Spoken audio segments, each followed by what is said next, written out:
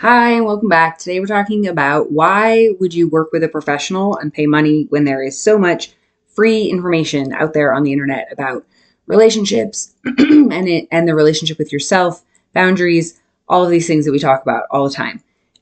So we're going to dive into that today. And I also just want to be clear that yes, I am a professional that you could work with, but this is not about convincing you to work with me. That I might or might not be the right person for you. This is about whether or not you work with me, how you know when it's time to seek out a professional layer of support instead of just muddling through on your own with all of the free information that is out there on the internet or reading books or all those other ways that you might find information about relationships and about boundaries and self-care and all of the things. So I'm Jen. I am a conscious parenting supporter, especially of polyamorous parents and also of healthy relationships in all their forms. So we're going to dive into the topic today. So I'm going to use an analogy from my first career, which was as a massage therapist. And I'm sure many of you, myself, still, there are lots of tools out there to essentially do self-massage, foam rollers and Theracanes and balls and all kinds of things. And there's nothing wrong with them as tools. They can be very helpful. And sometimes for some people in some situations, that might be enough. And if using those tools and, everything else about your lifestyle supports your body feeling really good and, loose and everything moves easily, then you may not need professional support, and that's okay. But one of the things that I would see a lot in my practice as a massage therapist is I would see, people who finally came in because they'd had chronic pain for years, but now they finally, injured themselves or something, or it got a lot worse, or it was causing now something like headaches that were like lasting all day and were debilitating. And, when I talked to people about what they had been doing, what they had been trying, they had tools often that had been helping some, but I would hear over and over again that what they were doing was using the tool to go after a spot that hurts, and it would feel a little bit better for a little while, and then they would need to do it again. And the reason for that was a lot of times they're going after the spot where the pain is most obvious, but it's not the root cause. And so they're not making any kind of lasting, deeper change. And so the same thing comes back again and again and again because you haven't really solved it. You might have made the pain go away for a little while, but you didn't really fix anything. Nothing got better in a bigger, longer term kind of way. And so they'd come see me and I'd say, oh yeah, I hear you that it hurts like right here, but actually I'm looking at you and your posture's like this. And so we actually need to do a bunch of stuff to get your posture like this. And then, oh, look, magically it stopped hurting. And it didn't come back, or at least it didn't come back for a while. And maybe there's lifestyle things we need to address about why your posture's like this in the first place so that we can keep it. So that kind of thing, right? That was what I did as a massage therapist. That was my specialty, was looking at posture and lifestyle and things like that, those kinds of root causes, so we can actually fix the issue so that you don't need to come see me forever. So that then your tools can help you maintain that more of the time, and then maybe you need to come see me the next time there's an injury or something changes, and then again I give you a different set of tools, more understanding of the root causes, and the same thing, then you go forth and you don't need to see me every week forever. So the same thing applies to relationships and mental health. There are tons of books and videos like this one and articles. There's so much information on the internet about relationships and about transforming your relationship with yourself, attachment, boundaries. And it doesn't mean that some of it's bad information, but a lot of it's good information.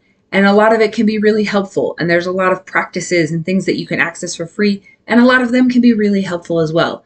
And, when there's like a small short-term hiccup and a tool helps it feel better, and then you go on, great.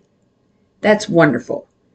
And when there's a situation where the same thing keeps coming back up, and the tool might help in the moment, or it might help a little bit, but it doesn't shift things in a bigger long-term way.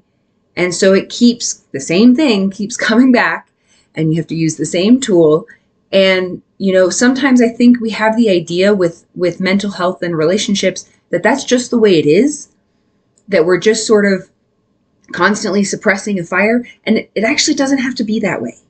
We actually can heal and repair deeply enough that there are bigger, longer term shifts so that we don't keep having, and it doesn't mean those things will never come back up, especially if they're related to deep attachment wounds or, really old stuff, birth imprints, these things from when we're really, really little.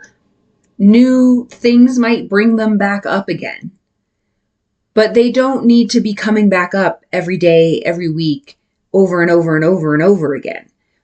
Though we can make the profound shifts in ourselves, in our relationship, in our healing, in our relationship with ourselves, so that we don't just keep suppressing the fire over and over again, so that we really make a lasting change. And then, maybe we have some tools that we draw on to maintain that or to expand that, or when it does get brought up again by something.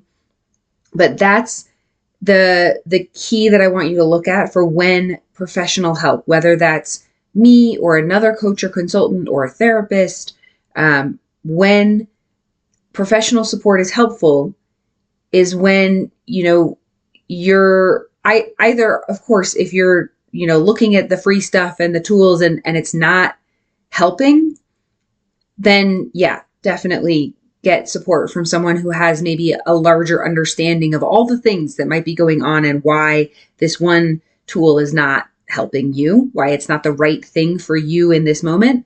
But if it feels like, those things are sort of putting a Band-Aid on, but they're not solving the root cause, because the root cause is still there and it's still coming out all the time or frequently, then that's a really good sign that talking to somebody who has a broader understanding of all the layers that might be affecting your life and your relationships and how you got here and what things need to be shifted or healed.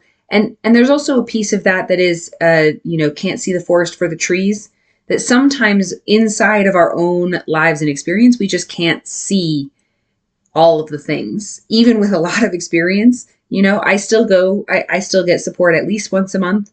2 or 3 times a month generally feels better, because it is a thing that every new development brings more pieces to look at. And I want to always be engaged deeper and deeper into that healing work. But, even after many years, a lot of times I can see a lot more for myself than I could have, 10 or 15 years ago. But even so, sometimes I'm so deep inside of what's happening for me that I can't see all of the layers or all the ways it might connect to other things, or what might be happening for someone else that I'm in relationship with, because I'm so deep in what my own experience is. And all of those are good signs that another layer of support is helpful. And sometimes, sometimes we think, okay, a friend, or I'm going to talk to my mom, or I'm going to, talk to a faith leader. And sometimes those things can be helpful. And sometimes those people don't have the skills or the space to support us in the way that we need. Because not everybody has done many years of deep diving into healing and relationships. So not everybody is going to have the knowledge that's needed to see all of the pieces that are happening for you.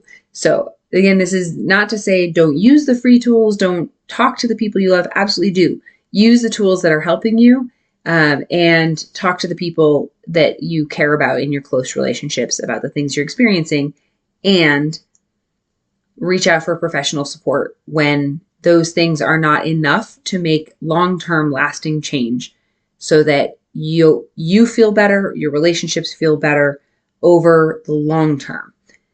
Because ideally, you don't need to come back to me or another professional every week for the rest of your life. Ideally, you're making shifts and you're learning skills, and you become more able more often to deal with those things without that layer all the time. And then you come back when you need it again, and you go out when you don't need it again.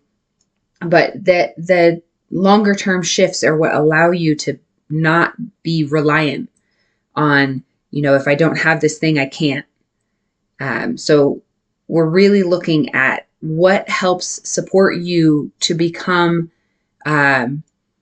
healthier, more embodied, better understanding of yourself, and acceptance and love and compassion for all of the layers that make up your life, all of the layers that make up the lives of people who are important to you, all the layers that come into the relationship, holding and looking at all of those things with compassion, integrating them so that you can interact with them in ways that feel better. So if you have questions, as always, feel free to connect and reach out, and I look forward to connecting with you soon.